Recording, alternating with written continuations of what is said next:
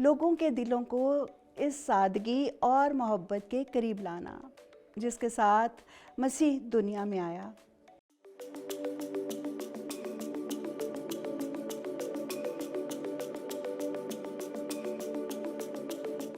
हर साल दिसंबर में जब चर्च की घंटियां बजती हैं और हर जगह रोशनियों की बहार आती है, लोग मसीह यसु की पैदाइश का जश्न मनाने के लिए एक ख़ास नज़ारा तख्लीक करते हैं।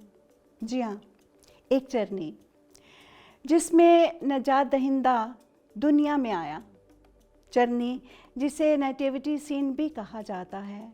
ये याद है उस मुक़द्दस रात की जब मरियम और यूसुफ बैतलहम के एक सादा अस्तबल में पहुँचे।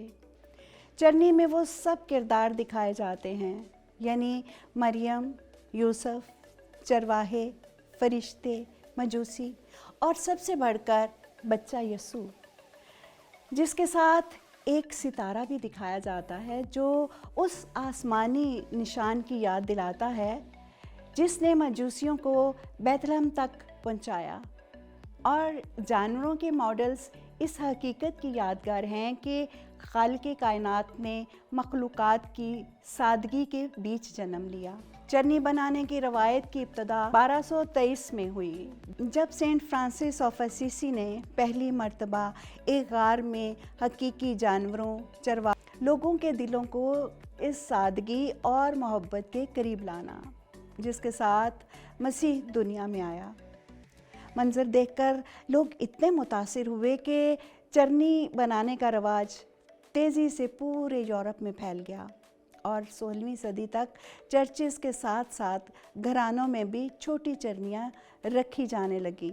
इटली ने चरनी को फ़न का दर्जा दिया। स्पेन और लातीनी अमेरिका ने इसमें रवायती लिबास और मौसीकी को शामिल किया। फ़िलिपीन में एक जुलूस निकाला जाता है।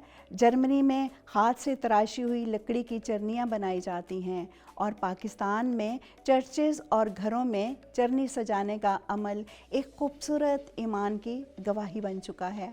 और पूरी दुनिया, बिलखुसूस पाकिस्तान में, लोग बाइबल में बयान किए गए किरदारों का रूप लेकर टैब्लो या ड्रामा भी पेश करते हैं जो इस मुक़द्दस रात के मंजर को ज़िंदा कर देता है। हर खित्ते की चरनी अपने लोगों की तहजीब के रंग लिए होती है, मगर पैगाम एक ही, खुदा हमसे मोहब्बत करता है।